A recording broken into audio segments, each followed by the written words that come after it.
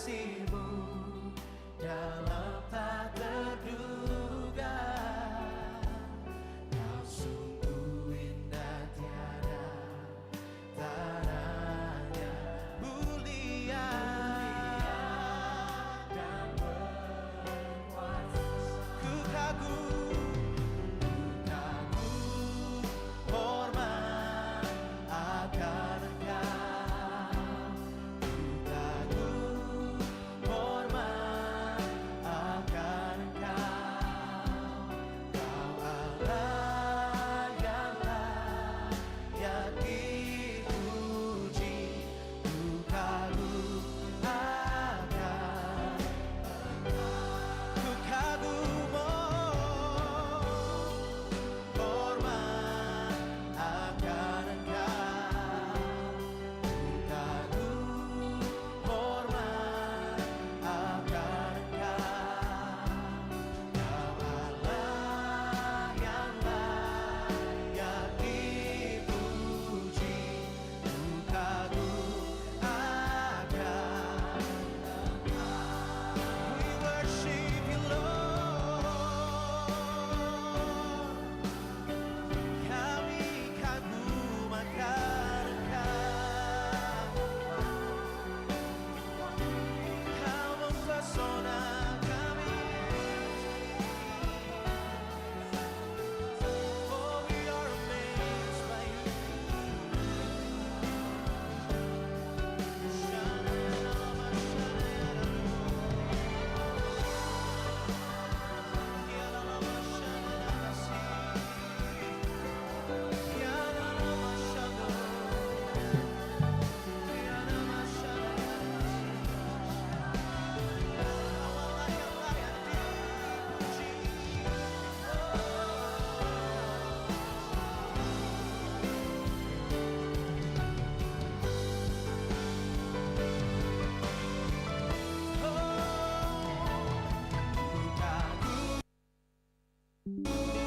Hormat akan Engkau. Hormat akan Engkau. Kau Allah yang layak dipuji. Ku kagum. Kami kagum. Oh, we honor You, Lord. You are worthy. Hormat akan Engkau. Kau Allah yang layak dipuji. Ku kagum akan Engkau. Ku kagum hormat akan Engkau. Ku kagum hormat Kau Allah yang layak dipuji. Ku kagum akan Engkau.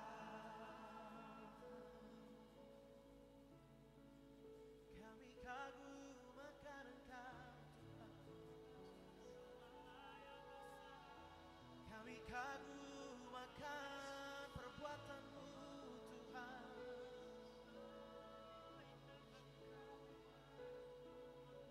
Oh Yesus, Tuhan, Kau ajaib.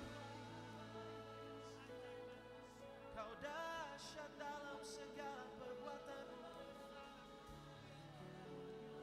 Tiada yang seperti-Mu, Tuhan.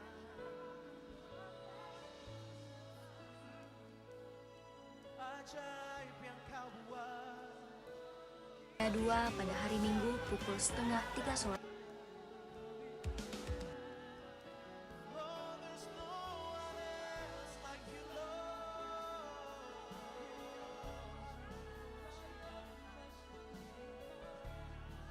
Kami sembah Kau di tempat-Mu yang kudus. Shalakan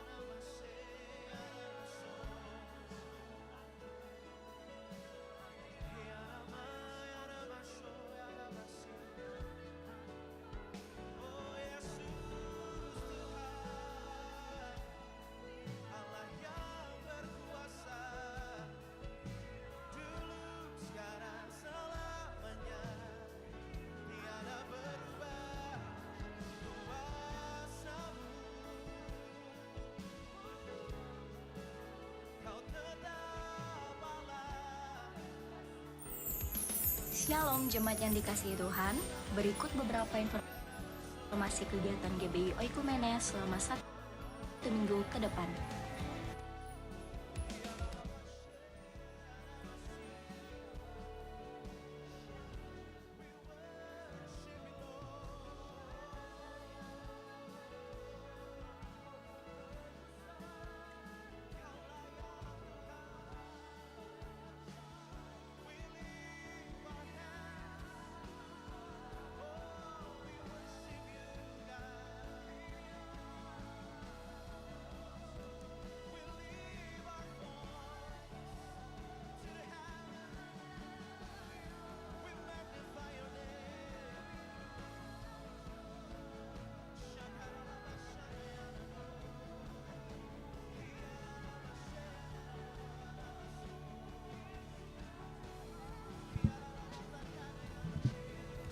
Shalom jemaat yang dikasihi Tuhan, berikut beberapa informasi kegiatan GBI Oikumene selama 1 minggu ke depan. Bagi Bapak Ibu jemaat Tuhan, mari bersekutu dan beribadah bersama.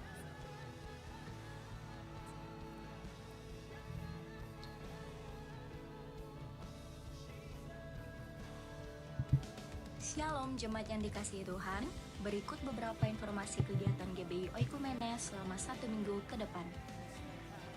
Bagi Bapak Ibu jemaat Tuhan, mari bersekutu dan beribadah bersama pada ibadah musbah keluarga yang akan diadakan minggu ini.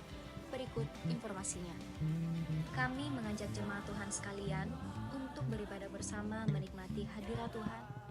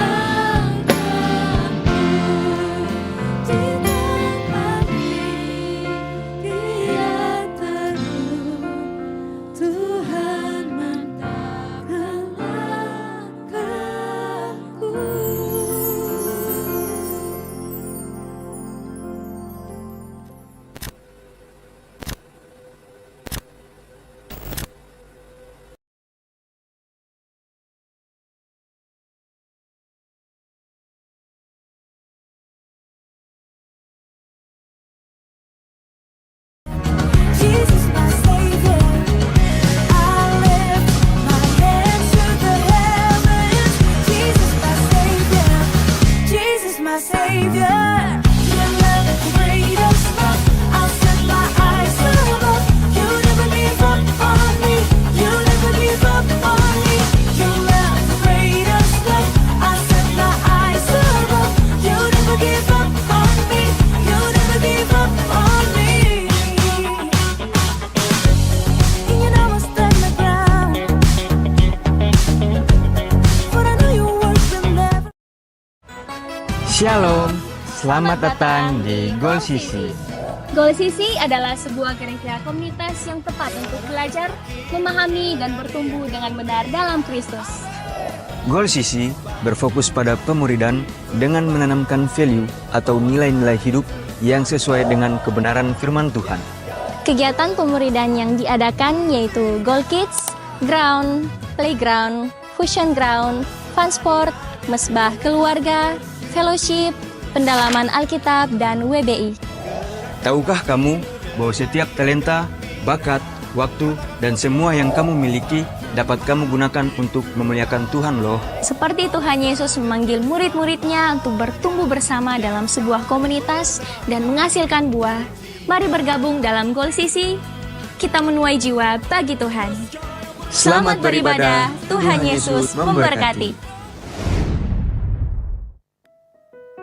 Shalom jemaat Tuhan. Saya yakin kita semua hadir di tempat ini dengan penuh sukacita. Saya undang jemaat Tuhan bangkit berdiri. Kita akan mulai dengan ibadah Goal Sisi pada malam hari ini. Mari kita bersatu dalam doa. Terima kasih Bapa, terima kasih Yesus untuk penyertaan-Mu di tempat ini Bapa.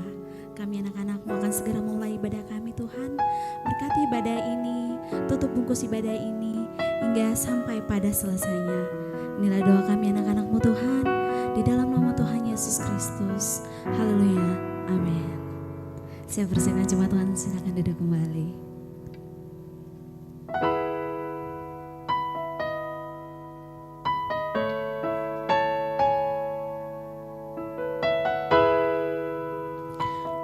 Lagu ini berkata, berikan persembahan yang hidup bagi Tuhan.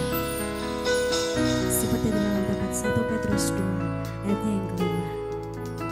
Bagian B, suatu rumah rohani bagi suatu imamat kudus untuk mempersembahkan persembahan rohani.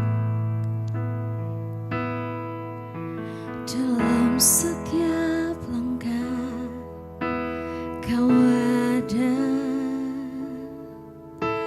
dalam kesesakan Kau hadir, lewati sukaku, lewati dukaku, ku serahkan semua. Tempatku berharap hanya Kau, tempatku bersandar bersamamu, lewati sukaku, lewati dukaku,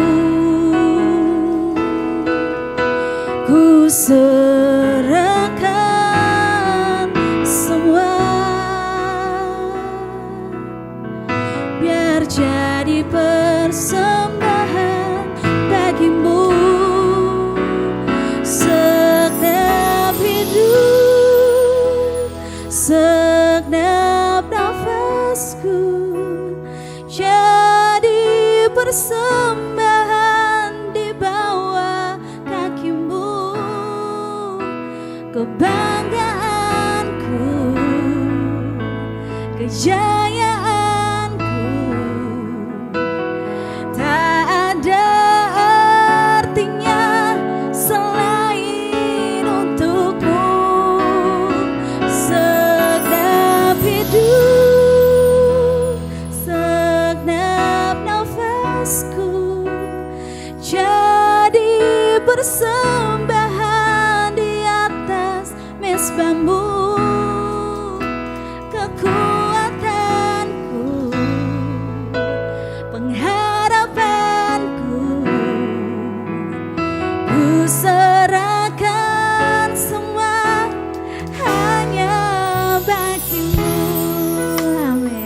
beri kemuliaan bagi nama Tuhan. Haleluya. Tempatku berharap, tempatku berharap hanya Kau, tempatku bersandar bersamamu, lewati sukaku, lewati dukaku, ku serahkan semua, biar jadi persembahanmu, biar jadi persembahan bagimu. Segenap hidup, segenap nafasku, jadi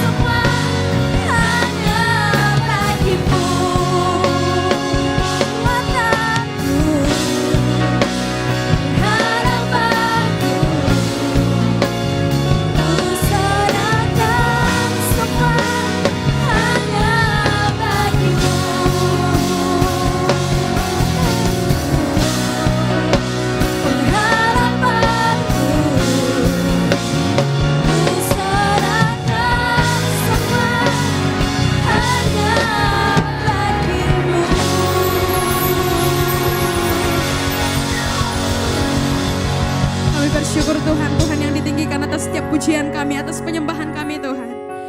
Malam hari ini kami mau bersorak, kami mau bersuka cita untuk-Mu di dalam nama Tuhan Yesus yang siap memuji Tuhan. Sama-sama kita katakan, amin. Boleh bangkit berdiri. Shalom Gong Sisi.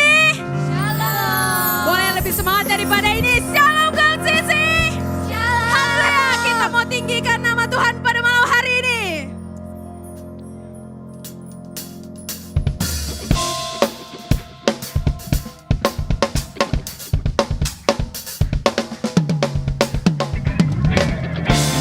Mari anak muda bersama-sama kita tepuk Tuhan kita.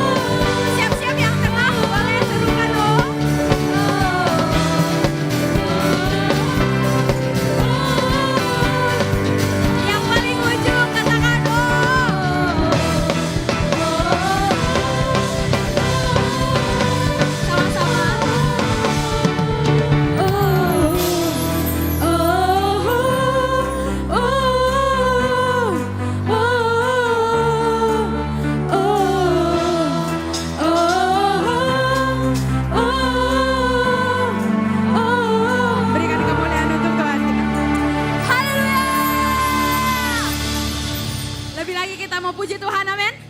Lebih lagi kita mau puji Tuhan, amin. Salam kanan kirinya katakan, Dia penebus kita.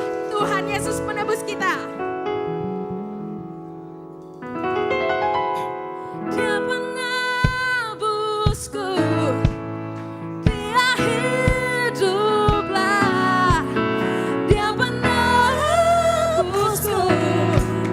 Dia hiduplah. Berikan kemuliaan untuk Tuhan kita.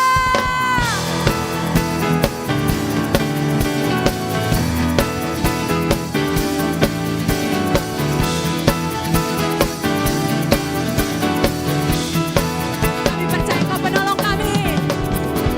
Ku tahu Dia penolongku, darahnya tebus dosaku. Ku yakin. Umat yang percaya boleh serukan. Ku yakin. Dia angkat deritaku, sembuhkan sakitku. Ku yakin.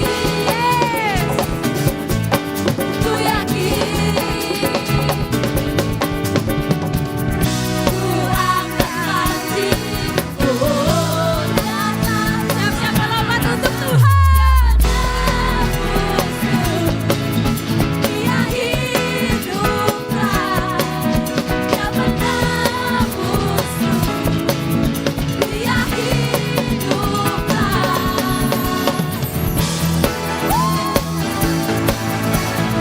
Kami bangga kami punya penebus yang berkuasa.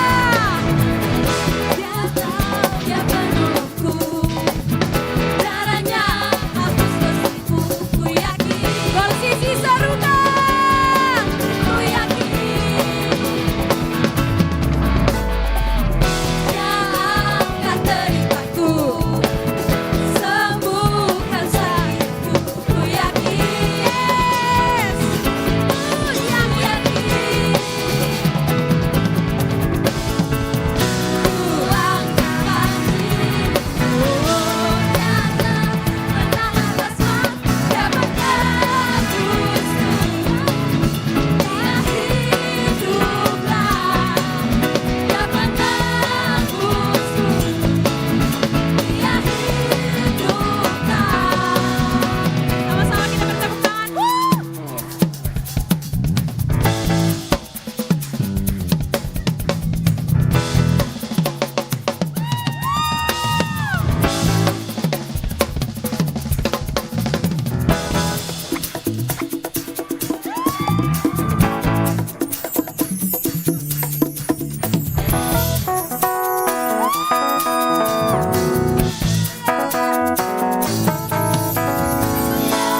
Penebusku, Dia hiduplah. Dia penebusku, Dia hiduplah. Dia penebusku, Dia hiduplah.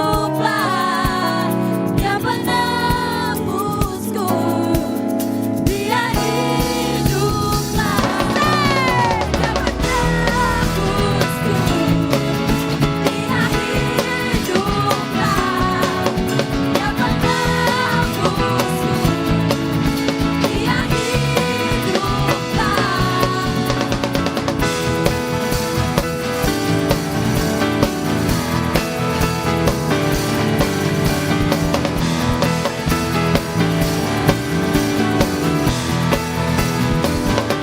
Dia hiduplah.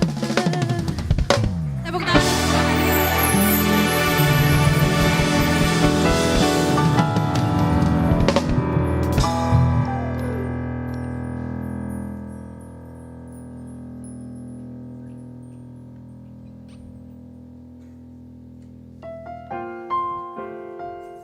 Jemaat dipersilakan duduk kembali.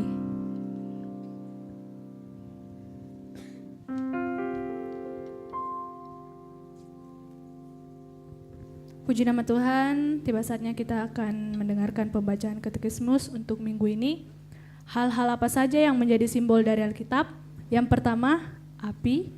Yang kedua, palu. Yang ketiga, lampu atau pelita. Yang keempat, susu. Yang kelima, bulu atau tongkat pengukur. Yang keenam, benih. Yang ketujuh, pedang. Yang kedelapan, air. Yang kesembilan, emas. Yang kesepuluh, madu. Dan yang ke-11 paku, dan yang ke-12 roti. Apakah Yesus menginformasi bahwa Alkitab diilhamkan Allah? Jawabannya, ya. Yesus menyatakan bahwa semua yang tertulis pasti digenapi dan akan terjadi. Terima kasih. Haleluya. Yang masih semangat memuji Tuhan, boleh lambaikan tangannya. Amin. Kita akan masuk mendengarkan firman Tuhan.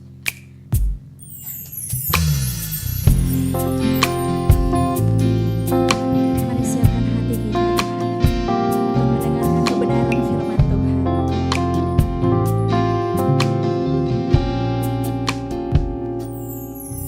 Kusiapkan hatiku Tuhan untuk dengar firman-Mu saat ini.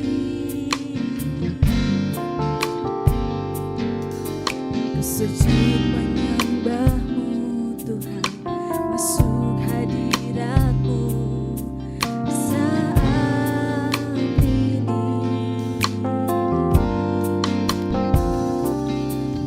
Curahkan urapan-Mu Tuhan bagi jemaat-Mu saat ini.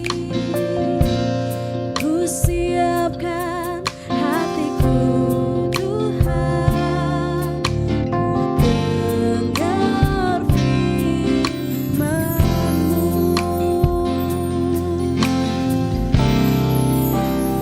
Firman-Mu Tuhan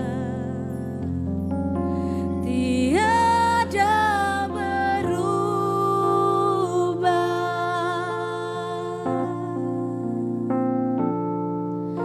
Dahulu, sekarang, selama-lamanya tiada berubah.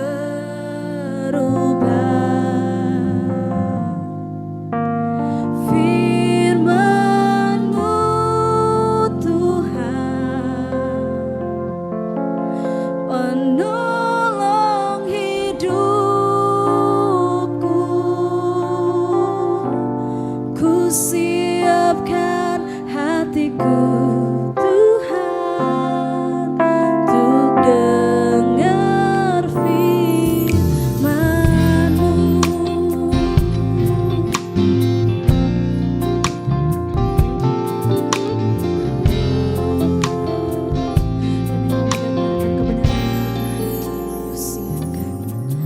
Ku siapkan hatiku Tuhan untuk dengar firman-Mu saat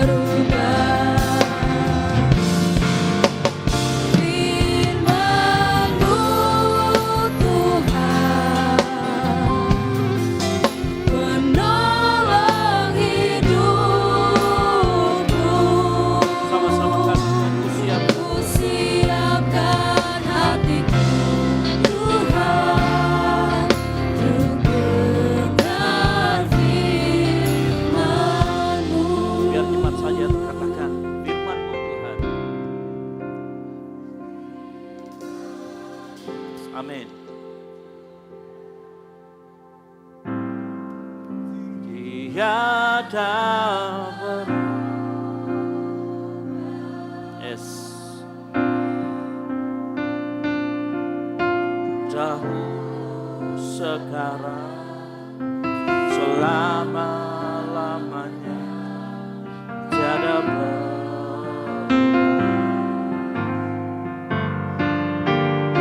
firman-Mu Tuhan nolong hidupku, ku siapkan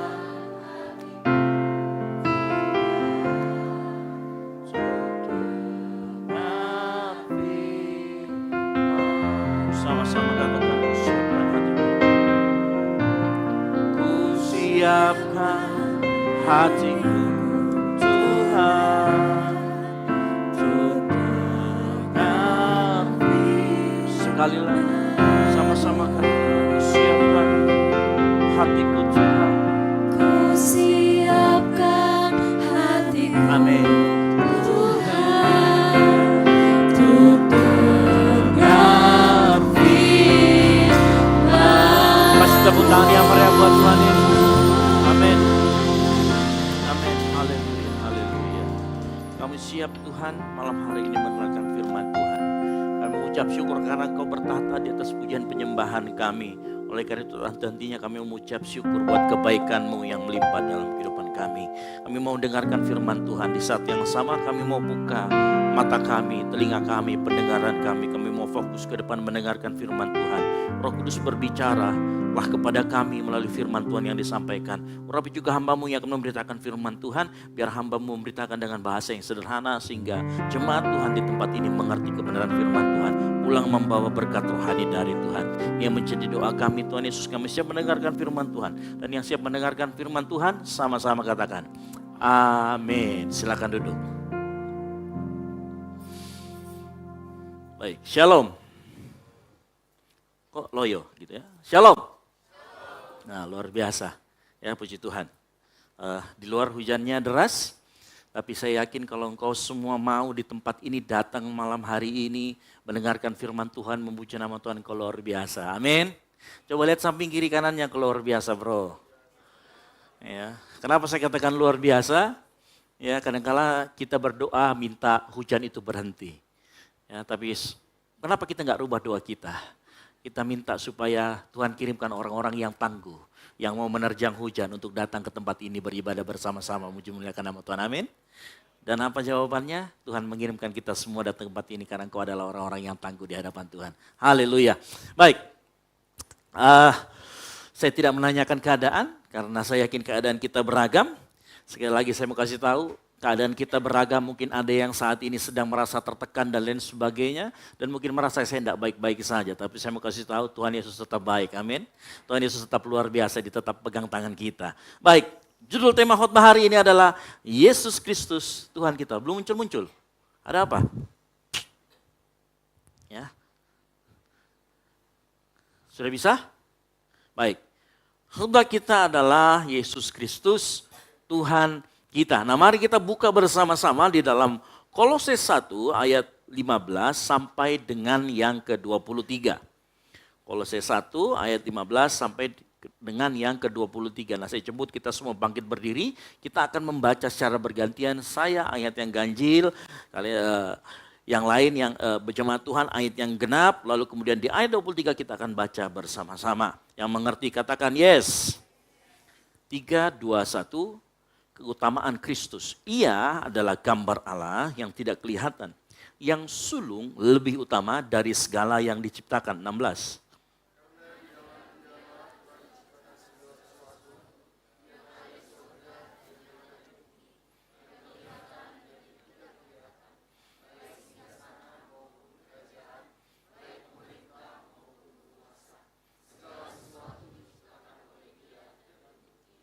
Ia ada terlebih dahulu dari segala sesuatu dan segala sesuatu ada di dalam Dia.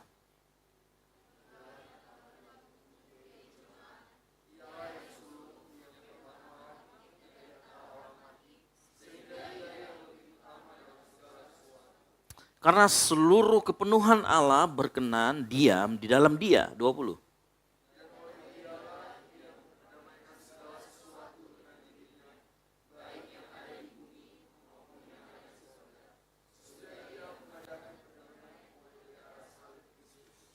Juga kamu yang dahulu hidup jauh dari Allah dan yang memusuhinya dalam hati dan pikiran seperti yang nyata dari perbuatanmu yang jahat. 22.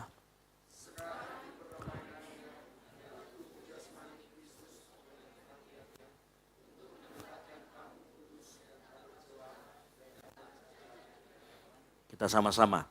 Sebab itu kamu harus bertekun dalam iman, tetap teguh dan tidak bergoncang. Dan jangan mau digeser dari pengharapan Injil yang telah kamu dengar dan yang telah dikabarkan di seluruh alam di bawah langit.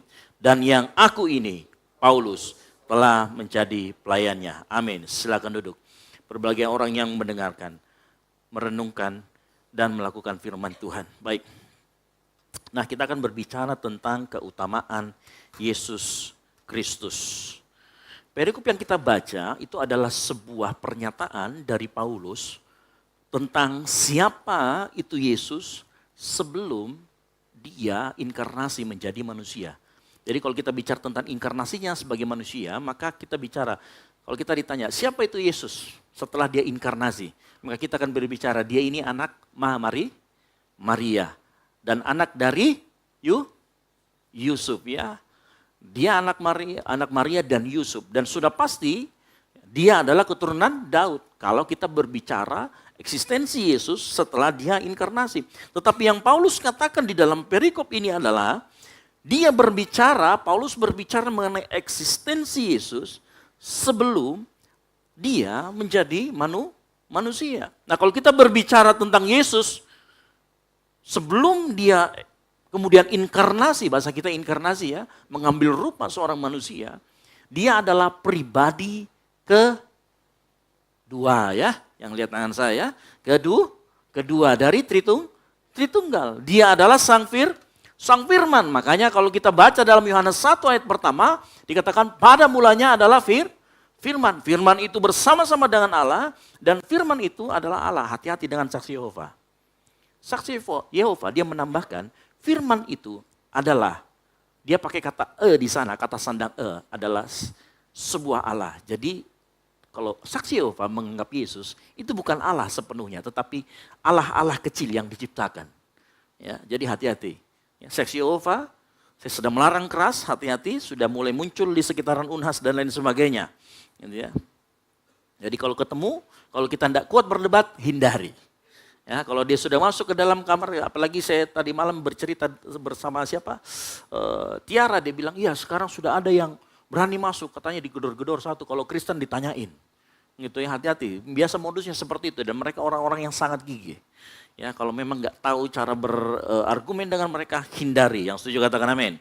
Itu ya, hati-hati, itu bukan ajaran kekristenan. Dia sudah menyimpang jauh dari kekristenan. Gitu ya.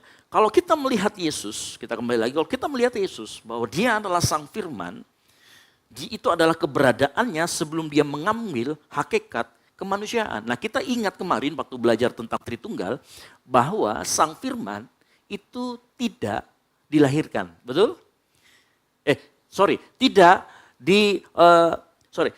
Tidak diciptakan, melainkan dilahirkan oleh Bapa. Kita belajar ya minggu lalu ya, anak tidak diciptakan, tetapi dilahirkan dari Bapa. Nah mungkin beberapa orang, dan bahkan orang-orang yang tidak mengerti tentang kekristenan, itu menganggap kita menyembah manusia. Betul apa betul? Wah orang Kristen nih, menuhankan manusia. Gitu ya, betul? Ada yang pernah ketemu seperti itu? Saya mau kasih tahu, kita harus bisa menjawab hal-hal yang seperti ini. Ya. Sore ini, malam hari ini kita harus mengerti bahwa kita tidak menyembah manusia. Kita tidak menuhankan manusia. Tetapi yang kita sembah adalah Allah yang inkarnasi menjadi manusia. Tidak mungkin ciptaan menjadi pencipta. Tetapi kalau pencipta kemudian dia membatasi dirinya, kemudian mengambil rupa manusia, maka itu mungkin terjadi. Hati-hati dengan hal tersebut. Ya, jadi kalau ditanya kita sebagai orang Kristen, apakah engkau menuhankan manusia? Enggak. Ya, karena sebelum Yesus menjadi manusia, dia adalah Allah. Dia adalah pribadi kedua dari Tritunggal. Nah, menarik ini kalau kita bicara Tritunggal. Ada seorang pendeta besar. Di TikTok saya lihat dia menggambarkan Tritunggal itu seperti, ya mungkin kalau lihat FYP banget ini, salah satu gereja yang besar di Surabaya, dia ngomong begini, ini salah satu gambaran dari Tritunggal. Bayangkan kalau saya saat ini menjadi seorang pendeta. Saya pulang, saya bertemu dengan anak-anak saya, kemudian saya adalah suami dari istri saya. Lalu kemudian saya besoknya berfungsi sebagai pemimpin di perusahaan. Nah, itu sebenarnya adalah lebih mirip pengajaran yang namanya modalisme atau sabelianisme. Tapi saya yakin dia tidak sesat, hanya dia salah menggambarkan. Gitu ya. Jadi itu salah menggambarkan. Jadi itu hanya menggambarkan satu aspek dari Tritunggal, yaitu aspek keesaannya, tapi tidak menggambarkan keseluruhan mengenai Tritunggal itu. Ya, jadi kalau ditanya semua, kan kita sudah belajar, semua Tritunggal itu kita hanya bisa menggambarkan, mengilustrasikan satu aspek saja, tidak bisa keseluruhannya. Oleh karena itu kita sering kesulitan di sana. Nah, kita kembali lagi, saya ulangi lagi, kita tidak menuhankan manusia, tetapi kita menuhankan yang memang Tuhan kemudian mengambil rupa seorang manusia. Dan ini juga sering jadi pertanyaan yang kita ketemui. Nah, kalau Tuhan itu turun menjadi manusia, turun ke bumi mengambil rupa seorang manusia, berarti surga kosong. Betul apa betul? Sering ada pertanyaan begitu kan kita temui. Surga kosong dong. Atau berarti Allah berhenti jadi Allah, lalu siapa yang menopang bumi ini? Apakah berjalan otomatis? Ya, seringkali kita timbul pertanyaan itu. Tetapi saya mau beritahu malam hari ini ya, jawabannya sederhana. Ingat bahwa yang pertama, yang mengambil hakikat manusia adalah dari Tritunggal adalah Sang Firman, yaitu pribadi kedua. Yang kedua, waktu Sang Firman inkarnasi jadi manusia, dia tidak berhenti jadi Allah. Yang ngerti katakan amin. Ya, jadi waktu Sang Firman mengambil rupa seorang manusia dan itulah Yesus yang kita sembah, dia tidak pernah berhenti jadi Allah. Oleh karena itu kita mengenal di dalam doktrin kekristenan, Yesus itu 100% hakikatnya adalah Allah dan 100% hakikatnya manusia. Makanya kita mengerti, kita punya pengajaran ini. Yesus Kristus 100% Allah sejati, dia juga 100% manusia sejati. Gitu ya. Nah ingat, Yesus Kristus di dalam kealahannya dan kemanusiaannya menyatu secara sempurna dalam satu pribadi serta tidak bercampur. Apa maksudnya? Maksudnya begini, Yesus itu punya satu pribadi, dua hakikat. Hakikat Allah 100%, hakikat manusia 100%. Di dalam satu pribadi. Nah keduanya menyatu tetapi tidak bercampur. Dari mana kita tahu? Kolose 1 ayat 19 berkata begini. Dalam terjemahan sederhana Indonesia dikatakan begini, menarik. Karena Bapa sendiri yang menghendaki dan memutuskan supaya ketika anaknya yaitu Sang Firman menjadi manusia, Sang Firman itu terus mempunyai sifat Allah. Kalau dalam terjemahan bahasa yang kita punya, di Alkitab yang kita punya dikatakan karena seluruh kepenuhan Allah berkenan di dalam Yesus. Nah kita harus mengerti ini, penting buat kita. Ya. Karena saat Yesus mati di kayu salib, kalau dia 100% Allah, maka penebusannya itu untuk semua manusia yang percaya kepadanya. Tetapi kalau Allah tidak 100%, kalau Yesus itu tidak ada hakikatnya 100% Allah, dan dia hanya manusia biasa, maka penebusannya terbatas. Hanya untuk satu orang. Tetapi karena dia di dalam dirinya ada hakikat Allah, ada nature manusia, ada hakikat manusia, ada hakikat Allah, maka penebusannya itu tidak terbatas. Nah saya kasih sedikit ilustrasi mengenai bagaimana penyatuan kealahan dan kemanusiaan Yesus. Apa ilustrasi yang paling bisa menggambarkan tersebut? Yaitu besi yang bila diletakkan di atas api yang menyala, maka hasilnya itu besi menyatu dengan api. Nah kita bisa melihat merahnya, tetapi bentuk dari besi tidak berubah. Betul ya? Kalau kita taruh kertas di atas besi yang menyala itu, yang terjadi apa? Kertasnya terbakar. Ada sifat apinya, ada sifat besinya. Menyatu tetapi bisa dibedakan. Tetapi tidak bercampur. Dan perhatikan, pada saat mereka menyatu, mereka masing-masing mempertahankan karakteristiknya masing-masing. Jadi jangan sampai, karena begini, orang di luar sana yang punya iman yang berbeda, dia mengatakan begini, tidak mungkin ciptaan itu Allah. Allah tidak mungkin ciptaan.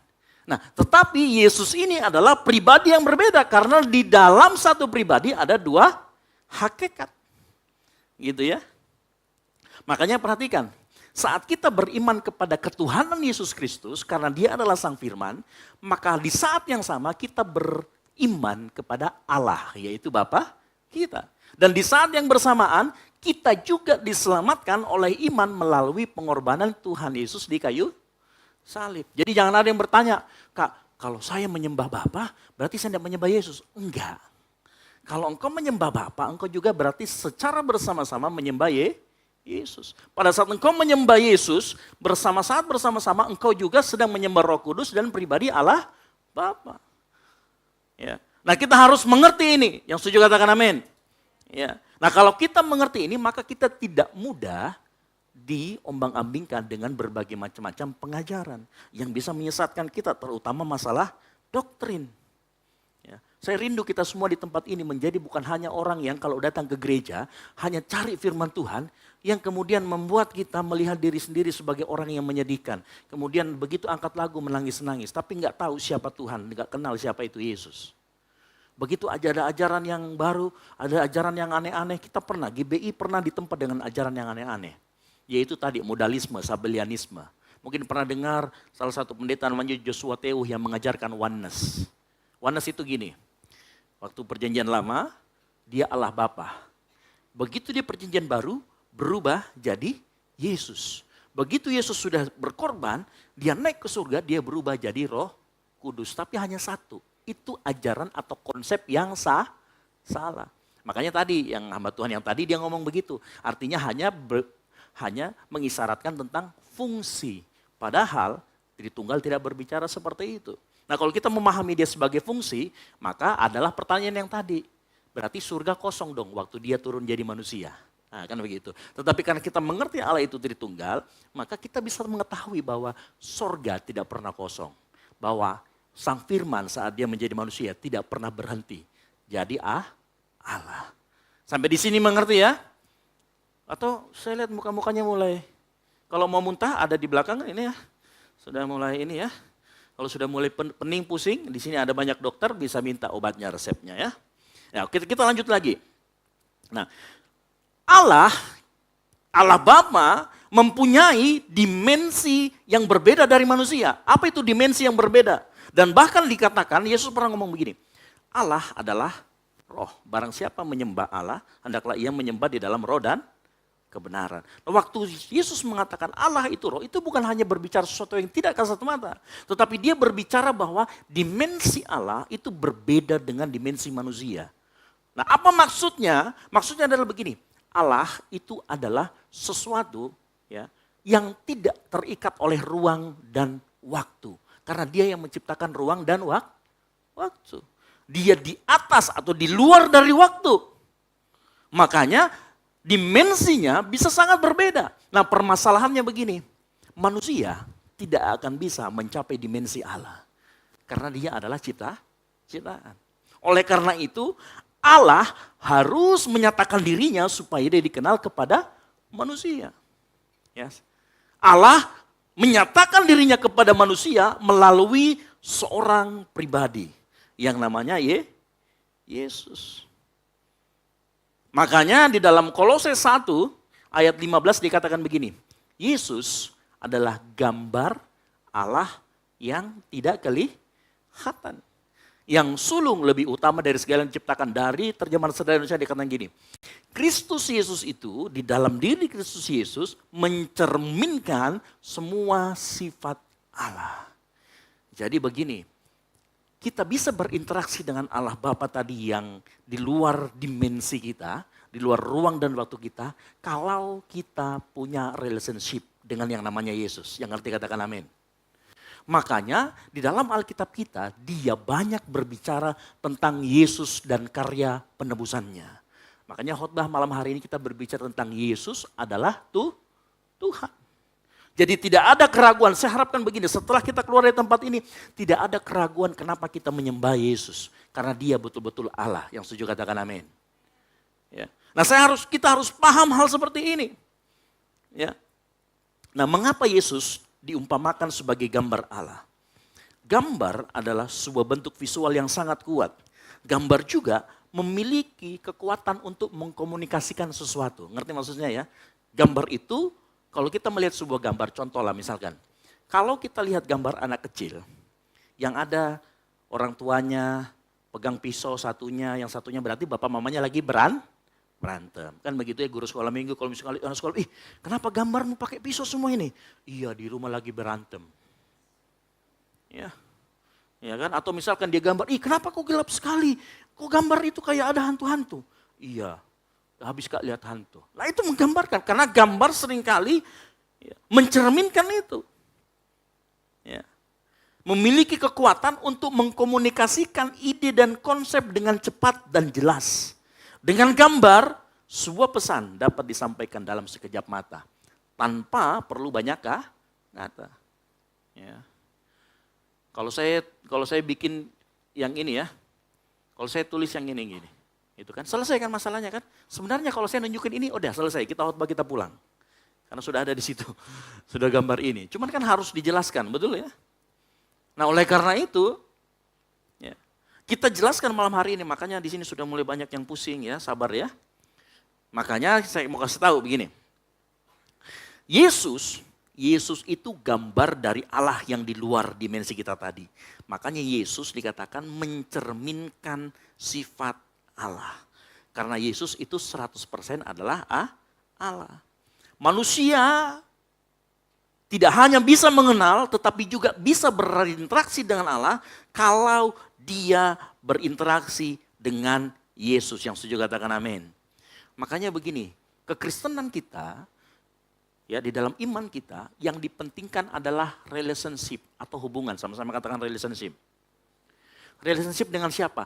Dengan Bapa melalui Yesus. Karena Yesus adalah gambar Allah yang tidak kelihatan. Nah kalau kita mengaku sebagai orang Kristen, menyembah Yesus, tetapi kita nggak pernah berinteraksi dengan Yesus, atau nggak kenal bagaimana Yesus itu, atau bagaimana kehidupan Yesus itu, maka coba tanya-tanya dulu dirimu, Kristen kah, atau lockout kah, atau apakah? Gitu ya. Coba perhatikan baik-baik. Siapa kita? Nah saya mau ingatkan kembali malam hari ini sebelum kita lebih jauh lagi. Ya. Ayo kita malam hari ini mulai bangun hubungan intim dengan Bapa melalui Yesus. Ya. Kekristenan adalah iman yang dibangun berdasarkan hubungan yang intim antara kita dan Pencipta melalui Yesus Kristus. Ya, semakin kita tahu Yesus Kristus dinyatakan dalam Kristus Yesus, maka kita semakin kenal Pencipta kita. Ya. Nah dalam pribadi Yesus ada sebuah paradoks, ada sebuah hakikat yang bertemu dalam pribadi Yesus, bersatu di dalam pribadi Dia. Yesus itu anak Allah yang kekal karena Dialah Sang Firman, yang setuju katakan amin. Tetapi menjadi manusia, perhatikan, Yesus tidak pernah berubah dalam hakikatnya akan kealahannya. Tetapi perhatikan, Yesus bertumbuh dari bayi hingga dewasa, hakikat manusianya. Yesus Maha Kuasa, betul ya?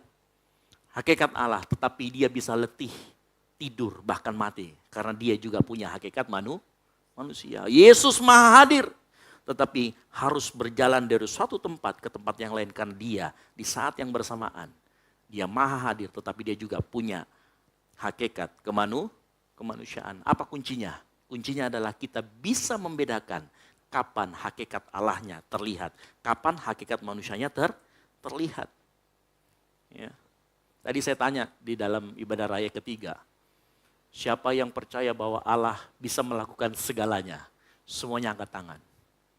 Ya, hanya Pak Peter sendiri. Siapa yang percaya bahwa Allah tidak bisa ada sesuatu yang Allah tidak bisa lakukan? Hanya Pak Peter yang bisa angkat tangan. Ya, kalau saya tanya malam hari ini kepada kita semua, Allah Maha Kuasa, ada tidak sesuatu yang Allah tidak bisa lakukan? Oh ya sudah dijawab tadi ya kan. Gitu. Apa yang tidak bisa Allah lakukan? Kenapa Allah tidak bisa berdusta? Karena dia akan melanggar sifatnya yang kudus. Dia akan melanggar sifatnya di mana dia punya sifat-sifat yang lain.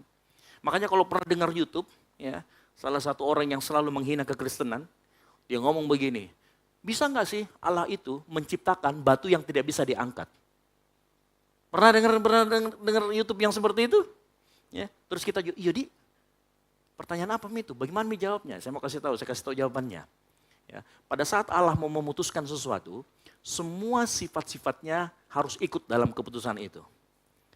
Coba logikanya begini, kalau Allah menciptakan sesuatu yang dia tidak bisa angkat, itu berarti kan dia menunjukkan ketidakmampuannya, ketidakmahakuasaannya. Mungkin nggak Allah yang maha bijak melakukan itu?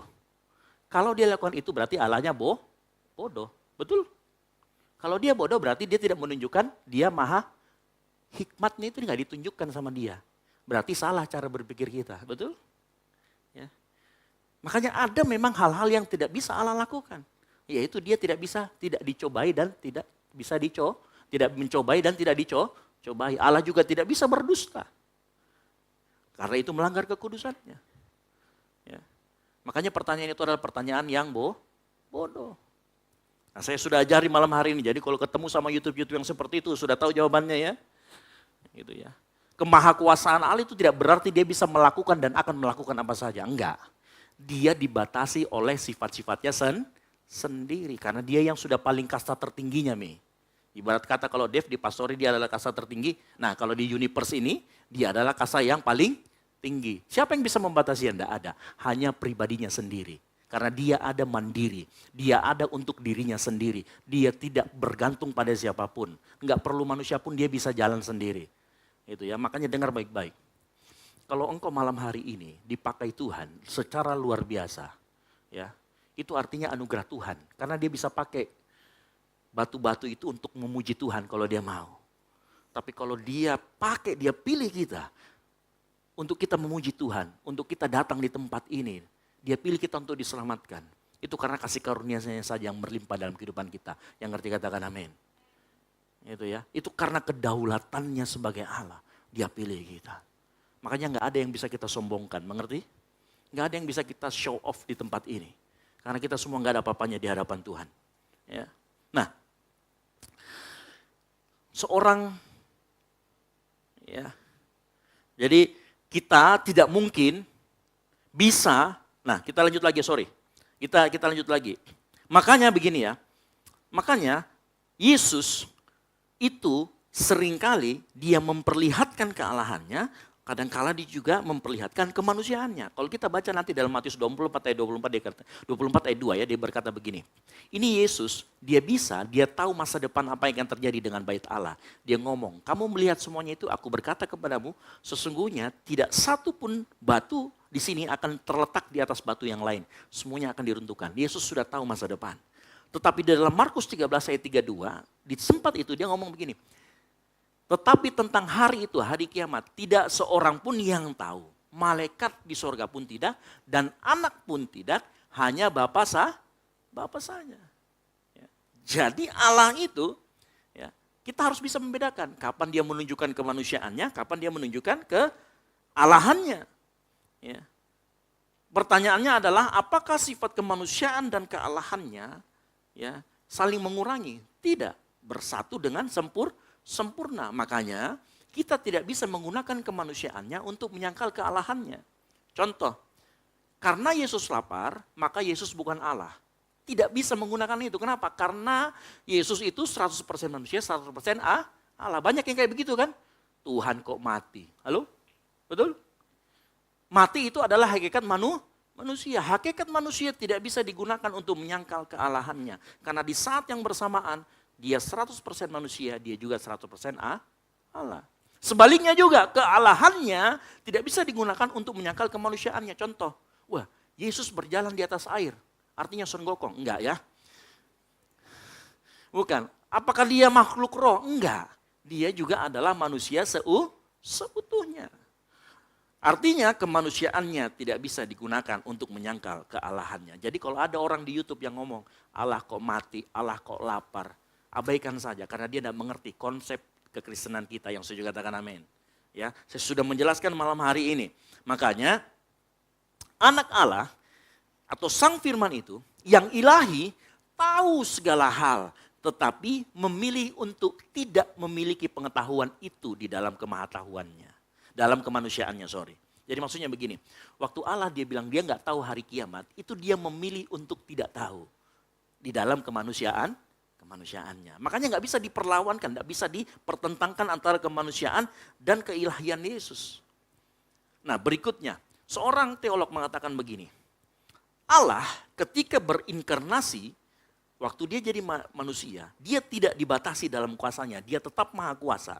Namun dia menempuh cara terbatas dan merasakan keterbatasannya. Kenapa? Alkitab mengatakan, ya, kenapa dia harus merasakan keterbatasan kita? Supaya dia kasih kita contoh menghadapi keterbatasan kita. Kita semua manusia terbatas, kita semua manusia-manusia yang tidak bisa merasa sok kuat. Betul apa betul? Tuhan menunjukkan itu. Dia membatasi dirinya, dia menjadi sebuah yang terbatas. Gitu ya.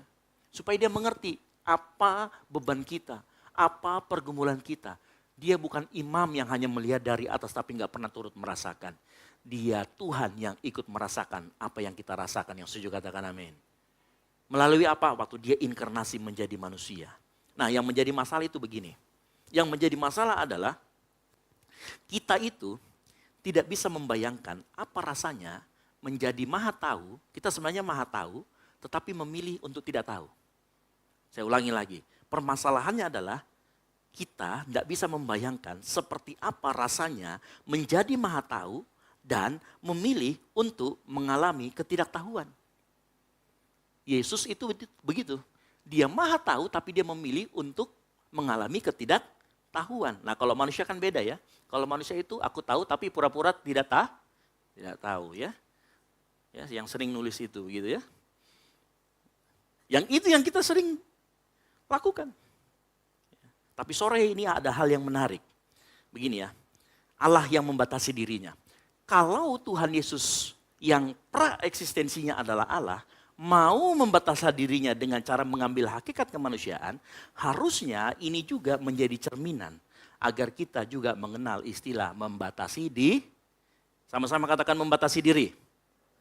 Nah, saya agak lompat sedikit. Percaya atau tidak, kita juga memiliki kemampuan untuk membatasi diri kita. Yang setuju katakan amin.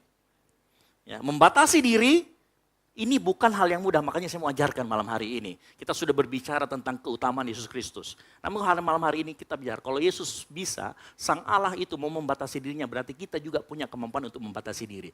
Ya. Nah kita mau belajar bagaimana kita bisa membatasi diri. Membatasi diri itu bukan hal yang mudah.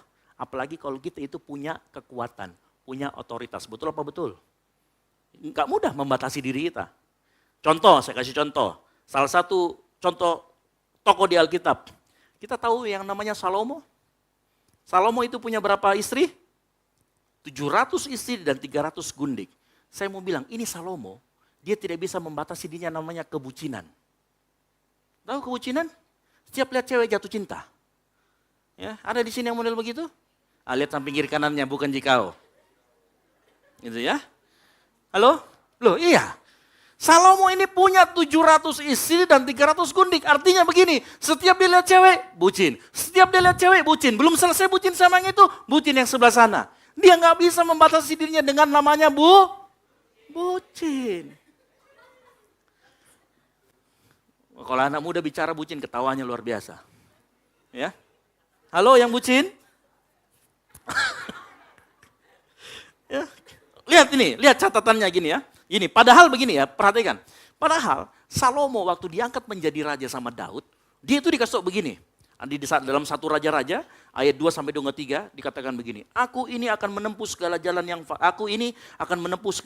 fana. Maka ini dikasih tahu ini ke Salomo. Kuatkanlah hatimu dan berlakulah seperti laki-laki. Lakukanlah kewajibanmu dengan setia terhadap Tuhan Allahmu dan hidup menurut jalan yang ditunjukkannya. Dan dengan tetap mengikuti segala ketetapan, perintah dan peraturan ketentuannya. Seperti yang tertulis dalam hukum Musa. Supaya engkau beruntung dalam segala yang kau lakukan, dalam segala yang kau tuju. Waktu Daud mau mati, dia kasih pesan ini kepada Salomo. Ya. Bahkan Salomo di awal-awalnya dia itu aslinya minta, waktu ditanya, kamu minta apa? Sama Tuhan ditanya, kamu minta apa? Oh saya minta macam-macam Tuhan, saya cuma minta hikmat. Saya minta hati yang bisa mendengarkan. Ya, tetapi perhatikan, seiring berjalannya waktu, ya, Salomo tidak bisa membatasi dirinya dengan yang namanya bucin. Akhirnya, karena dia tidak bisa membatasi dirinya dengan bucin, dia dimakan dengan kebucinannya. Dia punya 700 istri dan 300 kundik. 1 Raja-Raja 11 dikatakan, adapun Raja Salomo mencintai apa ini kalau bukan bucin? Ya? Perempuan asing. Di dalam 1 Raja-Raja 11 ayat 3, ia punya 700 istri dari kaum bangsawan, 300 kundik. Istri-istri itu menarik hatinya daripada Tuhan, hati-hati. Nah ini yang kita harus hati-hati malam hari ini. Kalau kita tidak bisa membatasi diri kita, maka yang terjadi adalah sebenarnya begini. Waktu Salomo mulai bucin dan dia mulai punya 700, sebenarnya hatinya, di dalam hatinya bukan Tuhan lagi yang bertahta, tetapi bucinnya. Lalu kemudian dia ditarik oleh istri-istrinya. Kemudian dia mulai menyembah berhala. Karena dia sudah mulai menyembah berhala. Yang terjadi di ayat 11 dikatakan begini, 1 Raja-Raja 11. Aku akan mengoyakkan kerajaan itu daripadamu dan akan memberikannya kepada hambamu. Ini akibat orang yang tidak bisa membatasi dirinya. Salomo nggak bisa membatasi dirinya akan kebucinannya. Sehingga dia menjadi penyembah berhala. Saya mau kasih tahu malam hari ini. Saat kita memiliki sesuatu hal yang kita lakukan secara berlebihan, sebenarnya kita sedang diperhamba. Yang setuju katakan amin. Yang mengerti katakan amin. Kalau engkau melakukan sesuatu yang berlebihan, sampai itu mengambil waktumu, mengambil hidupmu, maka kita sedang diperhamba. Bahkan mungkin kelihatan kegiatan atau hal yang kita lakukan itu terlihat baik, bahkan netral. Maksudnya netral itu begini, kita lakukan itu tidak berdosa. Tetapi begitu kita berlebihan melakukannya, maka itu menjadi dosa. Contoh, misalkan, ya, saya ini suka minum kopi, penikmat kopi. Ya, kalau saya terlalu berlebihan minum kopi, maka yang terjadi adalah asam lambung saya naik. Oh saya pernah Bapak Ibu Saudara sekalian, waktu itu kalau tidak salah hari Sabtu. Hari Sabtu saya minum kopi yang dikasih sama Claudio. Ada di kulkas. Punya siapa? Punyanya William. Oke saya minta saya minum. Tiba-tiba menelpon JJ. Kak mau kopi? Oke. Maminya Dev juga dengar. Akhirnya dibelikan 2. Tahu siapa yang ngabisin 2 itu? Saya juga. Ya kan? Tapi di saat sebelum saya minum kopi yang pertama, yang dari Claudio, saya minum kopi pahit. Yang warna hitam. Wah sudah berapa itu? 4.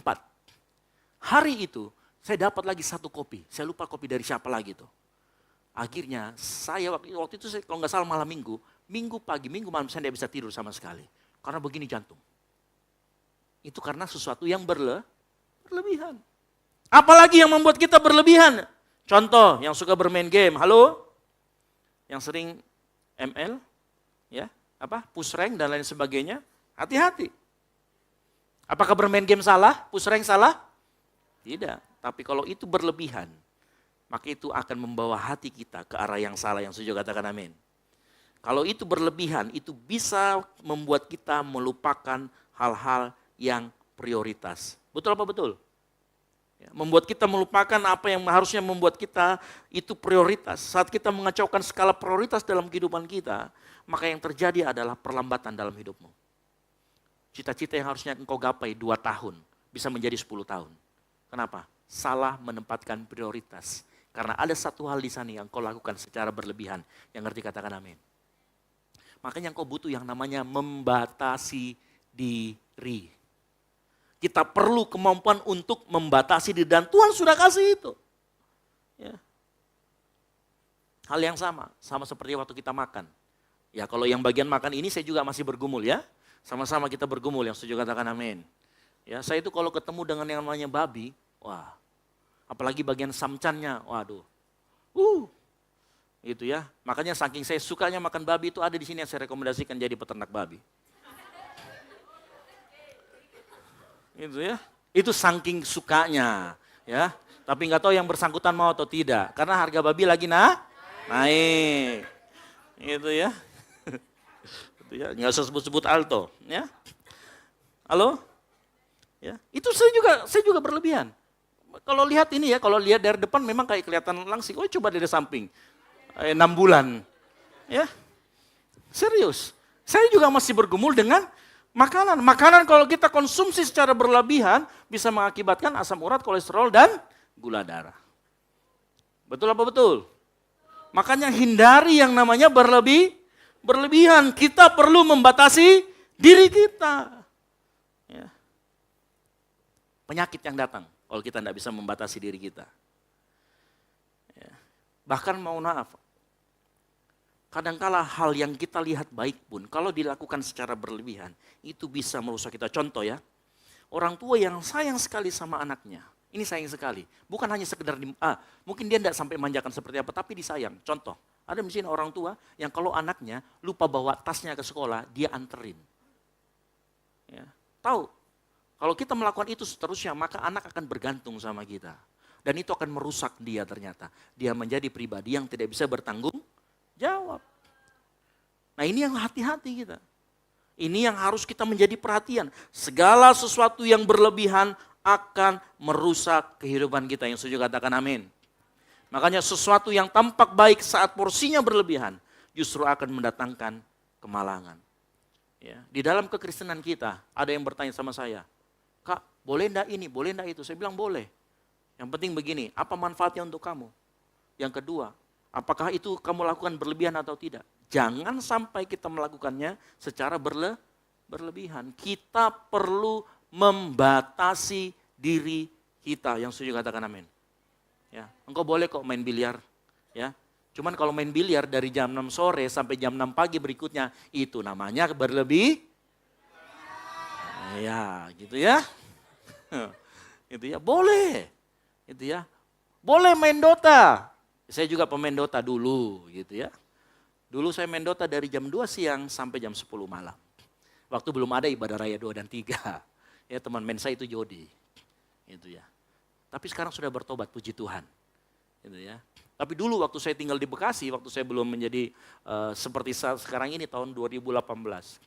Pulang kantor main Dota, ini main Dota gitu ya. Sekarang akun saya sudah tidak tahu kemana. Saya nggak pedulikan lagi. Gitu ya. Tapi apapun yang kita lakukan berlebihan, itu akan merusak, membuat hidup kita malang. Perhatikan baik-baik. Hari-hari ini iblis bisa pakai alat apapun juga, bahkan yang terlihat baik untuk menguasai kita. Yang mengerti katakan yes. Hati-hati, apapun itu. Yang kita lakukan secara berlebihan, iblis bisa pakai itu untuk merusak kita. Dengan makanan bisa, dengan hobi kita bisa kok. Siapa yang hobinya di sini mancing? Ya, yang kalau mancing tidak pulang-pulang. Hah? Siapa? Kenneth.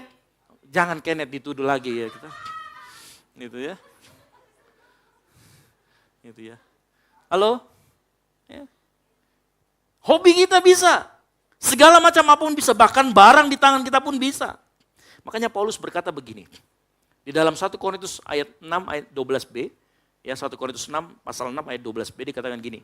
Sekalipun saya dibolehkan, saya tidak akan melakukannya kalau saya merasa bahwa hal itu mungkin menguasai Halo, hati-hati. Engkau boleh menguasai hobi, tapi jangan sampai hobi menguasai dirimu. Yang setuju katakan amin. Engkau boleh main biliar, tapi jangan sampai biliar menguasai dirimu. Ya, halo? Ya, apapun boleh. Yang penting jangan sampai itu. Bucin boleh enggak? Boleh, tapi jangan berlebihan. Ya. Dengar baik-baik. Untung Salomo itu enggak hidup di zaman sekarang. Kalau hidup di zaman sekarang, kasihan yang jomblo-jomblo enggak dapat-dapat. Ya, coba lihat samping kiri kanan, bukan jika itu jomblo. Ya. Untung Salomo enggak hidup zaman sekarang. Salomo itu terkenal ganteng loh. Ganteng, tajir, anak Tuhan lagi. Ya. Tapi sayang ya begitu ya. Bucinannya parah. Gitu ya. Kalau di sini saya lihat enggak parah Ji ya. Kita satu-satu Ji. Ya. Tapi rajin gitu. Gitu ya. Dengarkan baik-baik. Oleh karena itu malam hari ini, kalau Tuhan saja yang sungguh tidak terbatas, dia mau menjadi terbatas. Dia mau membatasi dirinya. Itu cerminan yang harus kita juga lakukan. Dalam hidup ini, jangan lakukan sesuatu secara berlebihan agar kita tidak dikuasai olehnya. Ayo kita coba belajar menguasai diri kita. Belajar kita membatasi diri kita. Ya. Karena apapun yang kita lakukan berlebih, maka dia sedang memperhamba kita. Maka kita sedang menyingkirkan Yesus yang harusnya menjadi yang utama dalam hidup kita. Kita singkirkan dengan hal-hal yang lain. Para pemain musik, saya panggil ke depan. Coba malam hari ini, tundukkan kepalamu, refleksikan diri kita. Apa sih yang hari-hari ini sedang memperhamba kita? Halo? Apa yang hari-hari ini sedang kita lakukan secara berlebihan?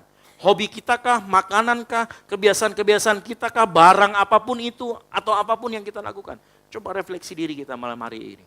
Apa yang sering membuat kita melakukan secara berlebihan? Ayo kita bertobat sama-sama gitu ya. Saya juga bertobat masalah makanan. Ya. Supaya tidak tegang-tegang di belakang kan gitu ya. Halo, apa yang sedang kita lakukan berlebihan hari-hari ini?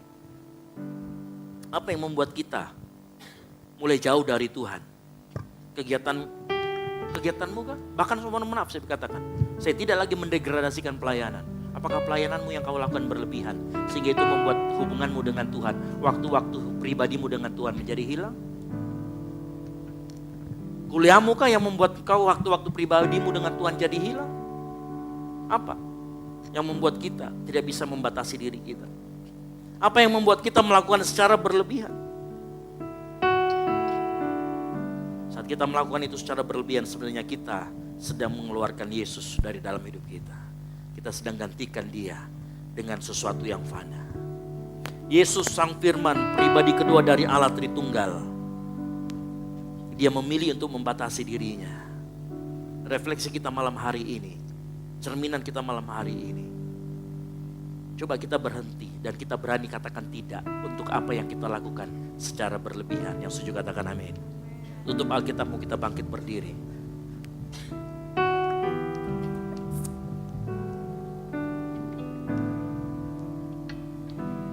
Engkaulah Tuhan, Engkaulah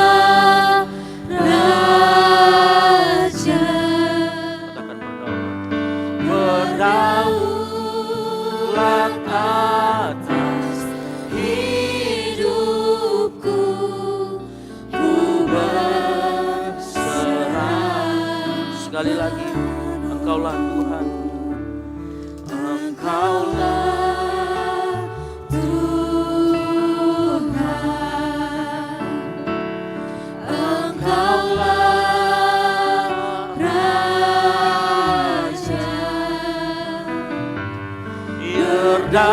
berdaulat atas hidupku, ku berserah.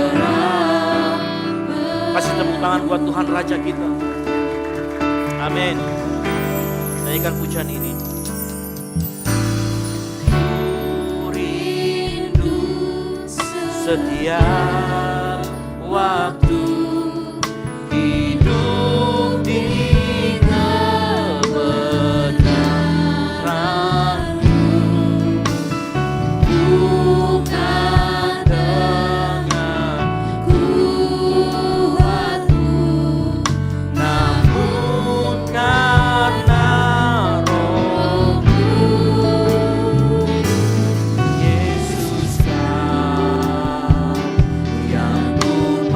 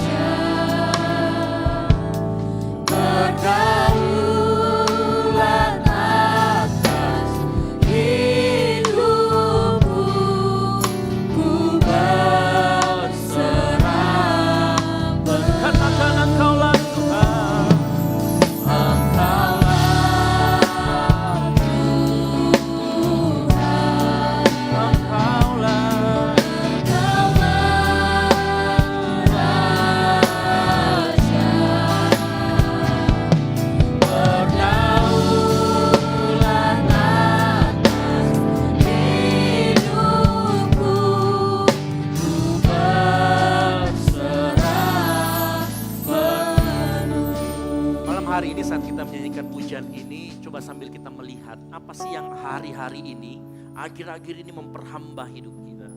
Apa hari-hari ini yang kita banyak menghabiskan waktu di sana. Mungkin coba itu bisa jadi itu sedang memperhamba kita. Mungkin bisa jadi itu sedang membuat kita jauh dari Tuhan. Itu membuat kita menciptakan berhala dalam hati kita. Itu membuat kita mengeluarkan Yesus yang harusnya pusat segalanya dalam hidup kita. Keluar dari kehidupan kita. Mari kau refleksikan diri malam hari ini apa? Bisa jadi itu hobimu. Mohon maaf, bisa jadi itu pacarmu. Ya, bisa jadi itu orang-orang terdekat. Bahkan bisa jadi itu kegiatan pelayananmu. Pelayanan lahir dari keintiman dengan Tuhan. Makanya mulai malam hari ini, kau lihat baik-baik. Atur ulang hidup kita. Berani berkata tidak untuk sesuatu yang berlebihan. Karena sesuatu yang berlebihan akan membuat kita jauh dari Tuhan. Mari angkat kedua tanganmu. Kau nyatakan malam hari ini, kembalikan Tuhan menjadi Raja. Engkaulah.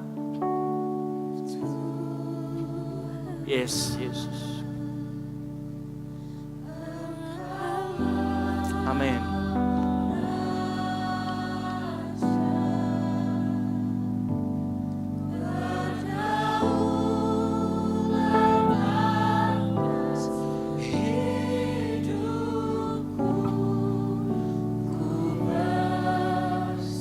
Sekali lagi, biar jemaat Tuhan saja nyanyikan pujian ini. Engkaulah, Engkaulah, yes. Amin, amin, amin. Engkaulah,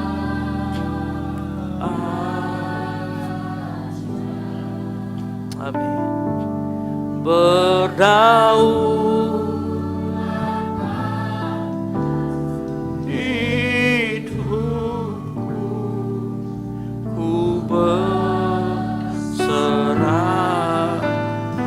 sama katakan engkaulah, engkaulah Tuhan, engkaulah Raja. Kembalikan Tuhan di hidupmu.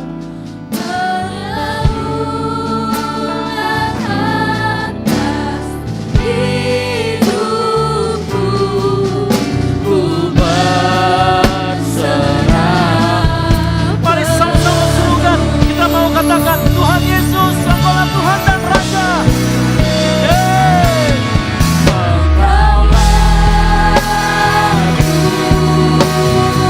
Katakan dari hatimu, Engkaulah Raja. Amin. Yes.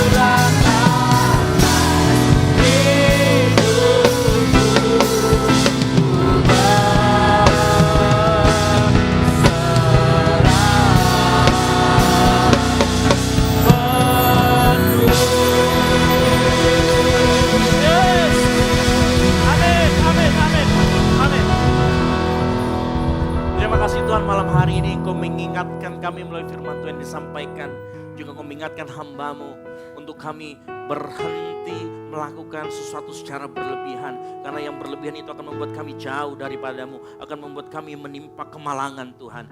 Kami yakin dan percaya Tuhan, anugerah-Mu ada di depan kami.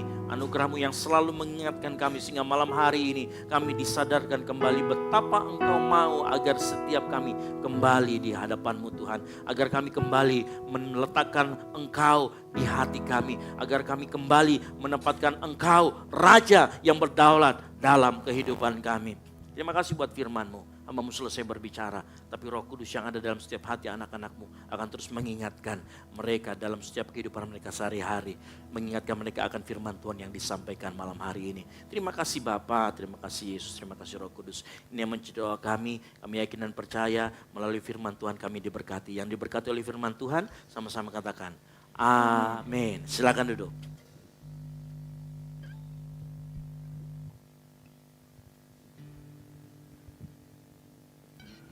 Yang terberkati oleh kebenaran firman Tuhan pada malam hari ini, boleh lambaikan tangan saudara. Haleluya. Kita akan memberikan persembahan kita di hadapan jemaat Tuhan. Tersedia 2 amplop. Amplop yang pertama diperuntukkan untuk operasional pastori dan amplop yang kedua diperuntukkan untuk kas gereja.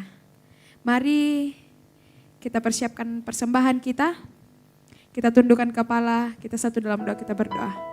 Terima kasih Tuhan buat kesempatan kami boleh mendengarkan kebenaran firman Tuhan pada malam hari ini. Biarlah Tuhan hati kami yang hadir di tempat ini boleh terkalibrasi Tuhan Yesus. Biarlah kami yang pulang nantinya tidak sama ketika kami datang di tempat ini. Tuhan berkati hamba-Mu yang telah memberitakan firman Tuhan di tengah-tengah kami pada malam hari ini. Pemakaian Tuhan semakin dahsyat atas kehidupannya Tuhan. Dimanapun ia berada, berkat Tuhan selalu tercurah atas kehidupannya. Kami akan memberikan persembahan kami pada malam hari ini Tuhan. Kiranya Tuhan memberkati. Yang siap memberikan persembahan sama-sama kita katakan. Amin. Dimulai dari sebelah kiri saya, tengah dan samping kanan. Selamat memberi. Tuhan Yesus memberkati. Dia penebusku, Dia hiduplah, Dia penebusku, Dia hiduplah.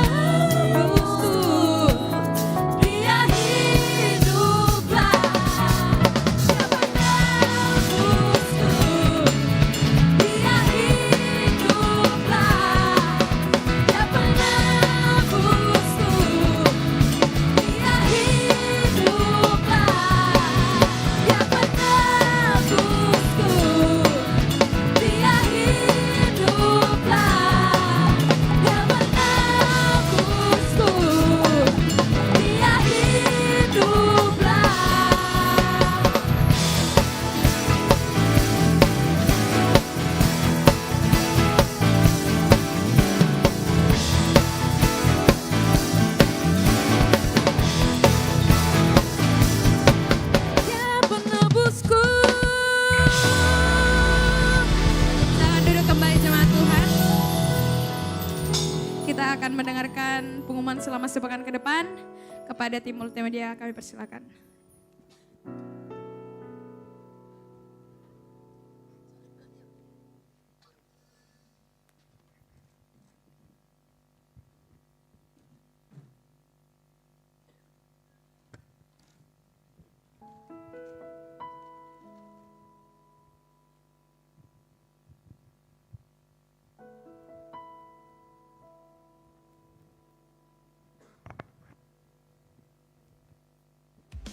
Shalom jemaat yang dikasihi Tuhan, berikut beberapa informasi kegiatan GBI Oikumene selama 1 minggu ke depan.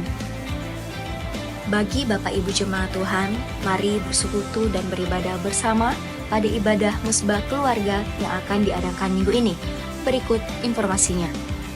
Kami mengajak jemaat Tuhan sekalian untuk beribadah bersama menikmati hadirat Tuhan pada malam pujian dan penyembahan Worship Night yang bertempat di gedung gereja.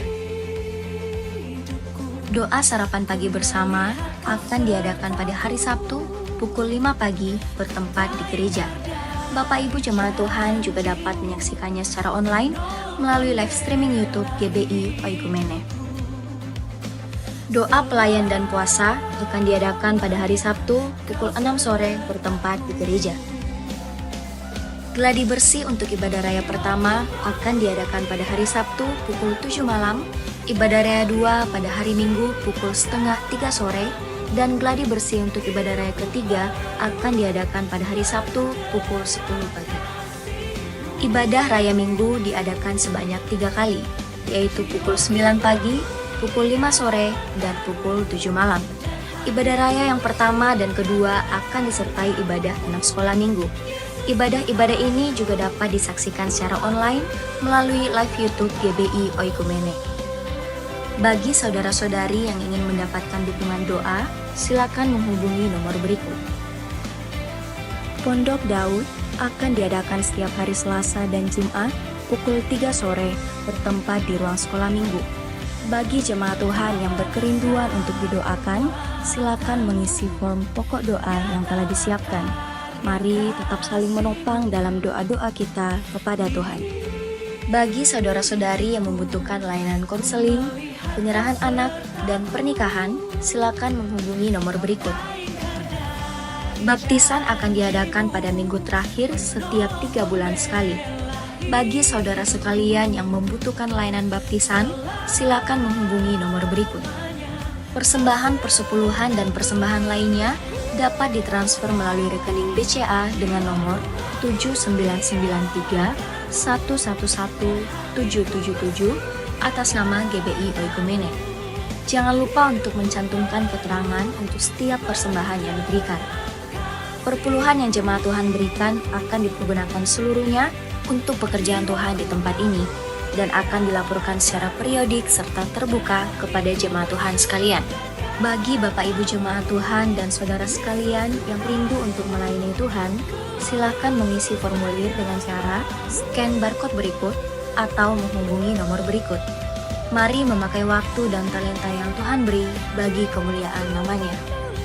Demikian informasi mengenai kegiatan GBI Oikumene selama sepekan. Selamat hari Minggu, Tuhan Yesus memberkati. Retret, makan ditanggung. Baju ada baju gratis, tempat ditanggung. Di sana kita juga memuji Tuhan. Apa susahnya 120.000? Tepuk tangan dulu dong untuk Tuhan kita. Daripada kita di kosan, mungkin cuman di kosan nih 150 habis. Kalau kita pergi retretnya Gold Sisi, firman Tuhannya dapat, liburannya dapat, senang-senangnya dapat. Jadi jangan lupa silakan daftar. Kak, bagaimana caranya daftar? Nah ada tuh barcode yang agak kecil di bawah, di depannya saudara sekalian, barcode kecil. Di situ cari pendaftaran retret. Scan baru buka websitenya, masuk ada pendaftaran retret. Semakin lama kalian daftar, nanti harganya juga akan semakin naik. Jadi daftar malam ini. Kak bagaimana? Nggak ku tahu caranya. Nanti komunikasi sama Caca atau teman-teman yang di belakang untuk daftar retretnya ya. Mungkin itu saja pengumuman. Oh ya, satu yang saya lupa.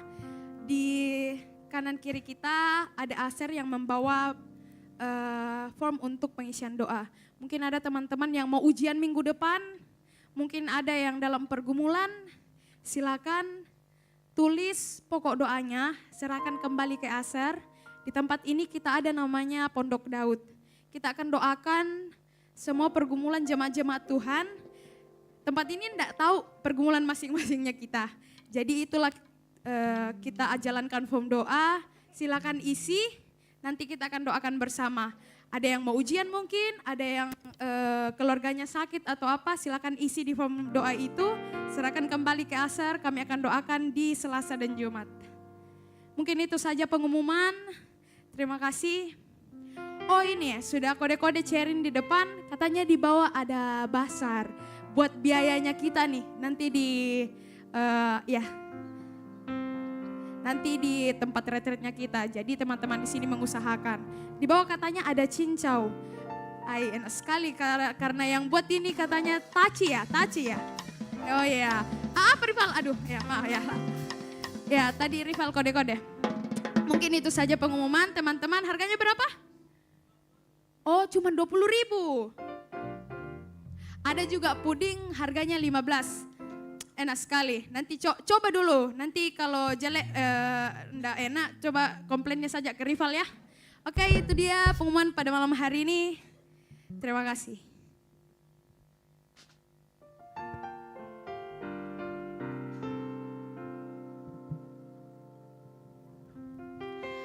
Oke, baik. Saya mengundang jemaat Tuhan bangkit berdiri. Kita akan mengakhiri ibadah kita pada malam hari ini.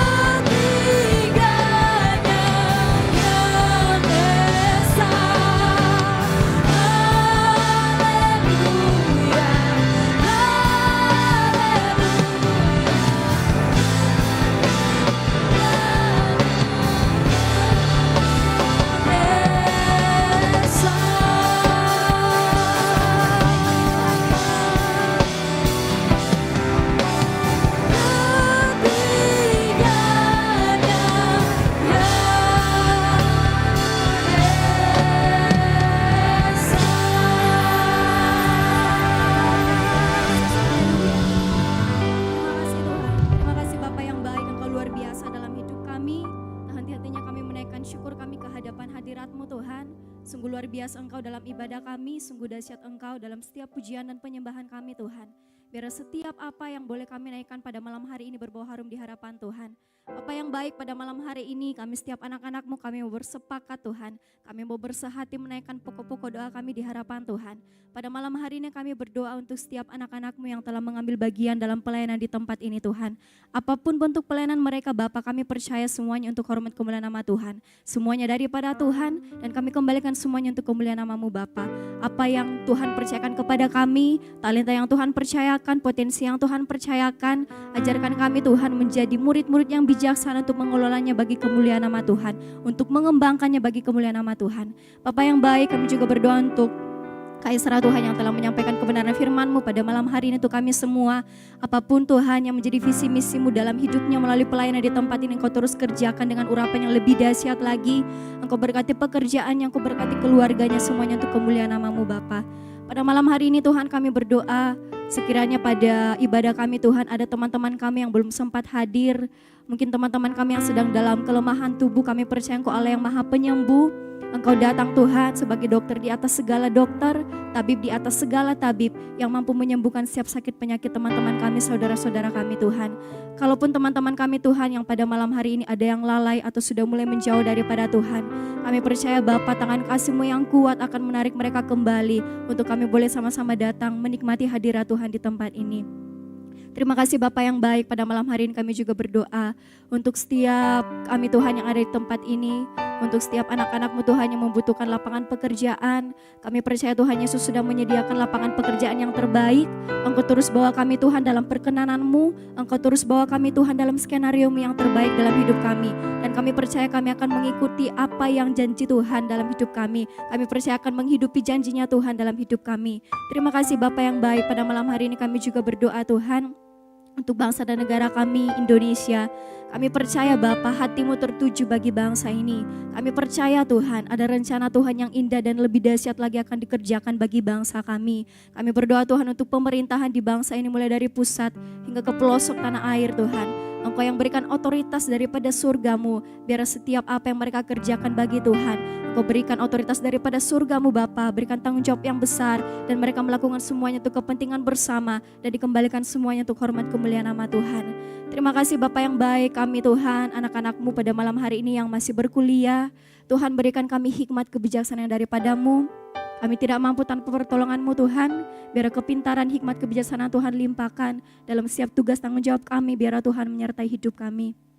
Dan Tuhan, untuk anak-anak-Mu yang pada malam hari ini dalam pekerjaan, Engkau berikan kesehatan, kekuatan selalu. Jadikan biji mata-Mu dimanapun mereka berada Tuhan. Dalam kantor mereka Bapa, tempat kerja mereka Tuhan. Biar mereka boleh menjadi berkat bagi kemuliaan nama-Mu. Bapa yang baik, kami juga berdoa terus mendukung gereja-gereja yang ada di sekitar kami Tuhan, gereja-gereja yang ada di sekitar GBI Oikumene ini Tuhan, di daerah ini Bapa, kami percaya biar setiap gereja-gereja yang Tuhan boleh izinkan ada dan terbangun Tuhan di sekitar daerah ini, kami boleh tetap bersatu hati Tuhan, hanya satu tujuan kami Tuhan, biar nama Tuhan dipermuliakan, biar banyak jiwa-jiwa yang datang menyembah dan memuja nama Tuhan dalam roh dan kebenaran. Bapa yang baik, pada malam hari ini juga Tuhan kami berdoa untuk setiap penuaian jiwa Bapa di gereja-gereja Tuhan yang ada di kota kami Makassar, bahkan di bangsa kami ini Tuhan. Kami percaya Bapa akan bangkit kegerakan yang dahsyat dan ajaib terjadi. Bahkan di gereja kami Tuhan akan bangkit jiwa-jiwa yang rindu menyembah nama Tuhan dalam roh dan kebenaran. Engkau pakai kami Bapa menjadi alat-Mu, Engkau pakai kami menjadi saksi-Mu dimanapun kami berada Tuhan. Biar kami menjadi surat Kristus yang mudah dibaca oleh semua orang, dan orang-orang boleh melihat kemuliaan Tuhan dinyatakan melalui hidup kami. Terima kasih Bapa yang baik, terima kasih Tuhan Yesus. Secara khusus Tuhan, kami juga tetap mendoakan kegiatan kami, retreat kami Tuhan, yang akan diadakan pada awal April nanti. Kami berserah kepada-Mu Bapa. Segala hal yang telah kami usahakan kami bawa ke dalam tangan Tuhan. Kami boleh berencana, kami boleh menyusunnya Tuhan, tapi kami kembalikan semuanya ke dalam tangan-Mu. Biar kegiatan kami ini bukan kegiatan yang biasa-biasa saja, melainkan kegiatan yang mengandung janji Tuhan. Biar jiwa-jiwa muda-Mu Tuhan yang mengikuti kegiatan ini, kami boleh memperoleh kelepasan yang daripada Tuhan. Kami boleh dibaharui hidup kami daripada Tuhan. Dan kami percaya Tuhan, untuk teman-teman panitia, Engkau senantiasa berikan hikmat, kebijaksanaan, berikan sukacita selalu, berikan kesehatan, kekuatan dalam melaksanakan setiap kegiatan mereka. Terima kasih Bapa yang baik, untuk orang tua kami Tuhan yang mungkin sedang bersama kami maupun tidak bersama kami. Biar tangan kasih-Mu selalu melingkupi kehidupan mereka. Biar penyertaan Tuhan tidak pernah lepas dari kehidupan mereka. Untuk Ibu Gembala kami di tempat ini Tuhan, dalam masa tuanya berikan ia selalu sukacita daripada Tuhan. Perlindungan Tuhan nyata dalam hidupnya. Sekali lagi Bapa, kami mendoakan mentor rohani kami di tempat ini. Untuk Pastor Ezra Tuhan beserta istrinya Kak Debbie dan anaknya Dev. Kami percaya Bapa matamu tertuju bagi keluarga ini Tuhan. Kami percaya Tuhan ada janji Tuhan dan penyertaan Tuhan yang selalu nyata bagi kehidupan hamba-Mu di tempat ini. Apapun yang dibutuhkan Tuhan cukupkan, apapun yang dirindukan Tuhan menjadi jalan keluar dan sumber pertolongan satu-satunya. Kami juga mendoakan mentor rohani kami Tuhan, leader kami di tempat ini Kak Peter Bapa. Dalam setiap tugas tanggung jawabnya Tuhan Yesus yang mampukan selalu dalam keluarga kecilnya Tuhan Yesus memberikan sukacita selalu Bapa. Apapun pelayanan dikerjakan semuanya bagi kemuliaan nama Tuhan. Terima kasih Bapa yang baik, terima kasih Roh Kudus. Setiap kami yang datang pada malam hari ini Tuhan, kami akan pulang dengan membawa sukacita daripada Tuhan. Kami akan pulang dengan membawa sukacita daripada Tuhan. Berkat kelimpahan, kebebasan daripada Tuhan, pemulihan daripada Tuhan. Terima kasih Bapa yang baik, segala pergumulan kami Tuhan, kami bawa ke dalam tangan-Mu, karena Engkau yang menjadi satu-satunya pertolongan kami. Ini doa kami Bapa, hanya di dalam nama anak-Mu Tuhan Yesus Kristus, Tuhan dan Juru Selamat kami yang hidup. Dan kami akan menutup doa kami Tuhan, seperti doa yang Kau ajarkan kepada murid-murid-Mu. Bersama-sama demikian. Bapa kami yang di surga, dikuduskanlah nama-Mu. Datanglah kerajaan-Mu, jadilah kehendak-Mu di bumi seperti di surga. Berikanlah kami pada hari ini makanan kami yang secukupnya. Dan ampunilah kami akan kesalahan kami, seperti kami juga mengampuni orang yang bersalah kepada kami. Dan janganlah membawa kami ke dalam percobaan, tetapi lepaskanlah kami daripada yang jahat. Karena Engkaulah yang punya kerajaan dan kuasa dan kemuliaan sampai selama-lamanya. Mari kita terima berkat Tuhan, kita angkat tangan kita. Sebab Tuhan ialah tempat perlindungan-Mu, yang maha tinggi telah Kau buat tempat perteduhan-Mu. Malapetaka tidak akan menimpa Engkau dan tulah tidak akan mendekat kepada kemah-Mu. Sebab malaikat-malaikatnya diperintahkannya kepadamu untuk menjaga Engkau di segala jalan-Mu. Semoga Bapa, sumber segalanya, Gembala Agung kita, Tuhan Yesus Kristus, dan persekutuan yang manis dengan Roh Kudus menyertai kita semua, mulai dari saat ini sampai Tuhan Yesus datang kedua kalinya, menjemput kita di awan-awan permai. Bagi Dialah segala kemuliaan sampai selama-lamanya. Yang diberkati Tuhan, sama-sama katakan amin. Selamat hari Minggu, Tuhan Yesus memberkati kita semua. Haleluya.